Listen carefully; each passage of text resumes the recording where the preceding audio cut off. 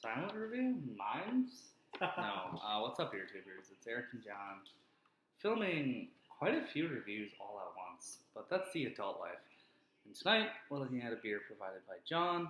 This is the Imperial Biscotti break from Evil Twin Brewing Company, brewed in conjunction with Westbrook Brewing Company using Charleston coffee roasters.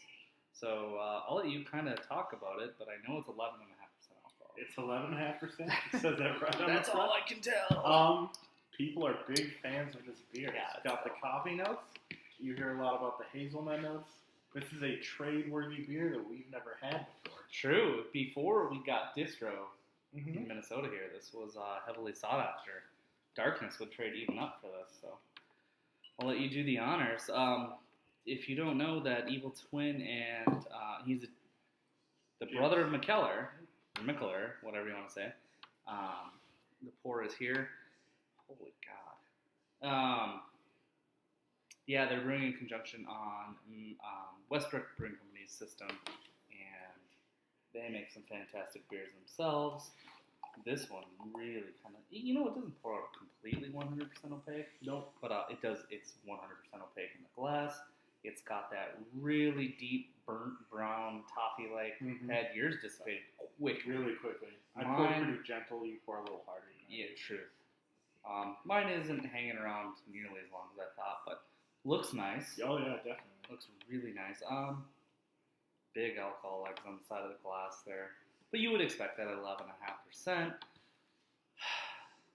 Liver fatigue. First world problems, folks. Yep. Cheers. Let's get the nose.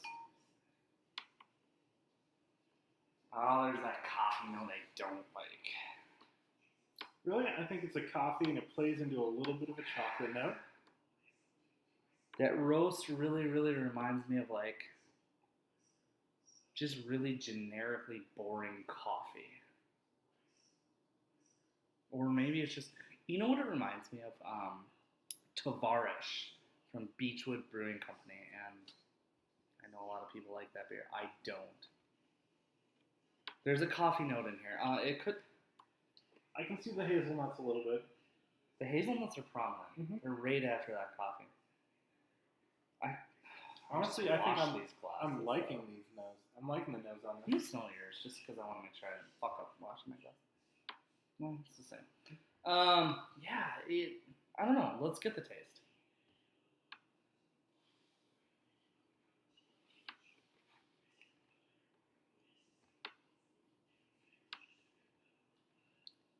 There's like that powdery chocolate right away. There's a nice hazelnut note. It's like a nice iced mocha from your favorite coffee shop. I would say the powdered chocolate definitely comes first, is the most prominent, and then it kind of goes to the hazelnut, and then it goes to the iced mocha. I will say it's got a little bit thinner mouthfeel than I was expecting. Much thinner, actually. Kind of tastes like an Imperial Porter versus an Imperial Stout, and/or just Porter at that note. It's nice. I can see if you've never had a KBS before, or if you've never had a Bourbon County Coffee, or any of those more sought-after coffee stouts. It's nice. I feel like it stops, flavor-wise, it goes about halfway as far as I'd like it to go, right?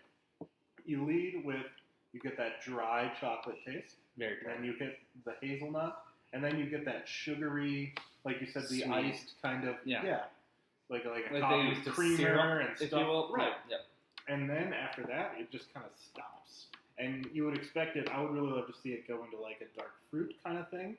After that a little bit, not a lot even, just keep going. A little bit more complexity. I think I know they do barrel age this, and they do this on cherries. I think those would really, really round out things nicely. As it stands, this is a pretty young bottle. It does say best before 2015 though, so how young? I don't know. It's good.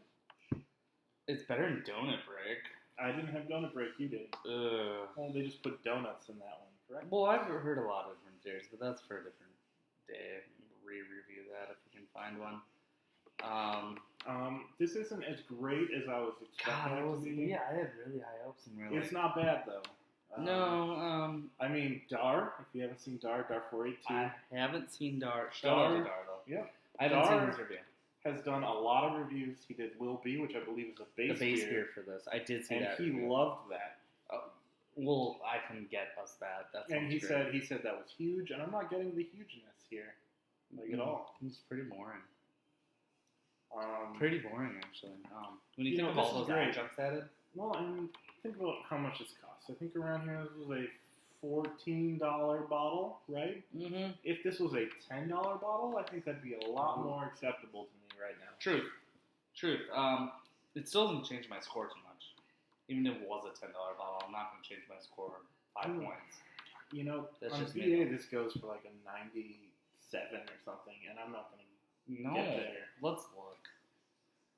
It's high. Feel free to talk on it, but I think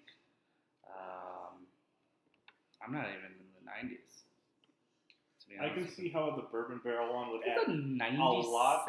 Yep. I think it's 100 on rapier. I can see if they did a really nice bourbon barrel aged version of this, how that could add so much depth that it really needs, and it would accentuate all the spots where you're kind of missing stuff that you wish you had. You know, there's easier to get beers that I would take over this. Like what?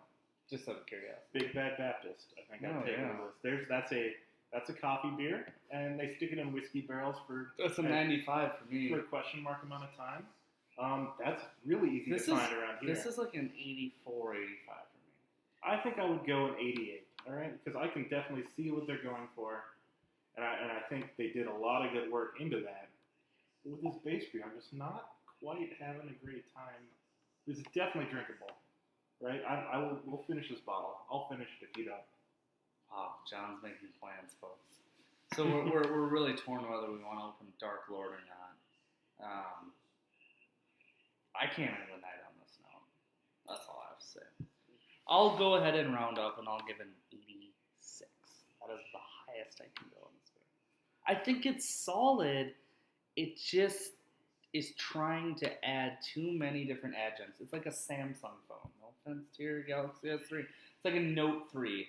They throw every fucking feature or flavor they can into this, and they do it half-assed. So they took a good stout and they put Touch Whiz on it. Yeah.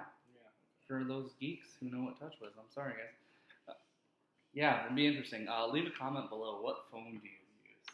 And do you what use do you an think, iPhone? Do you use a Samsung Galaxy What do you phone? think about Biscotti Break?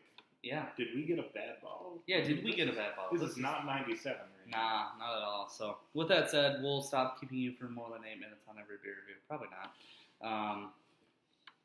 Yeah, I don't think it's trade worthy at all. If you bump into it, I mean, if you can't get it anywhere else and you like breakfasty beers, go for it. But yeah, I'm going 86. You're going 88. Let's call it an 87. We'll call it B+. We'll call it a day. Yeah, go we'll get breakfast in the next. Instead. No. Yeah. Really? Breakfast stout. We'll re-review breakfast stout because I hate it.